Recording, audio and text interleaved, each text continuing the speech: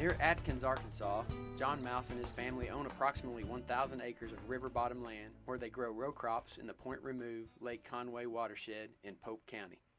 The Mouse farmland dates back to the 1940s when John's grandfather first purchased the land. Today they grow corn, wheat, rice, and soybeans. Mouse's farm is one of 9 University of Arkansas Discovery Farms across the state. Discovery Farms are privately owned farms on which research and demonstrations regarding the environmental impact of agricultural production are conducted. Mouse, who spends most of his time running a John Deere dealership in nearby Morrilton, explains why he is interested in having a Discovery Farm project on his property. I think what's really neat about this Discovery Farm is just understanding what happens with the soil, with tillage, with litter, with fertilizer, with fungicide, what the soil retains, what actually runs off to hopefully better manage our inputs. The Discovery Farm project on Mouse's property monitors 3 fields where wheat, corn, or soybeans are grown. The fields being monitored have been farmed to death, Mouse says, so he is looking for ways to improve the land and the quality of the soil. Mouse is focusing on improving the irrigation methods on these fields to improve his crop production. Right now, Mouse uses conventional tilling methods on these fields. After a field is harvested, Mouse will deep till the corn stalks or wheat stubble back into the soil to build up the organic matter and enhance the quality of the soil. Mouse further explains the practices he uses on the farm. What we've done on this particular farm up to this point is basically follow commodity prices. We've grown corn, we've grown wheat, we've grown soybeans, milo. That basically helps us decide on what crops we will grow. This is sandy or loamy ground, and it's so it's capable of growing any crops normally grown in the river valley. What we've done with our farm in the last few years is try to incorporate irrigation. We've done this by moving quite a bit of dirt to do precision row irrigation, putting our farms on grades so we can row water. Andrew Sharpley, co-chair of the U of A Division of Agriculture's Environmental Task Force and Discovery Farms program, works closely with the farmers on addressing the environmental issues that deal with water quality and nutrient runoff. Here he explains the goal of the Discovery Farms.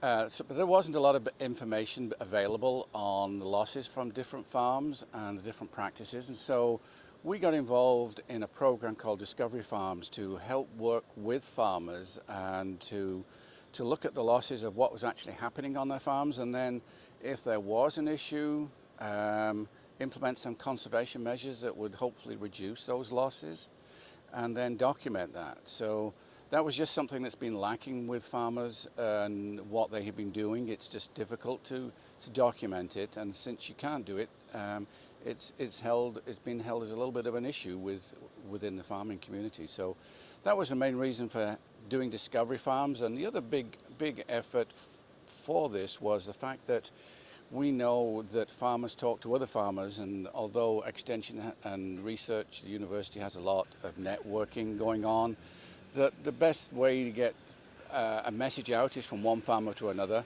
And so this part of this program also is having farmers work with other farmers and promote practices, and then they can see it working on a farm or a neighbor's, and they're more likely to adopt and change some practices.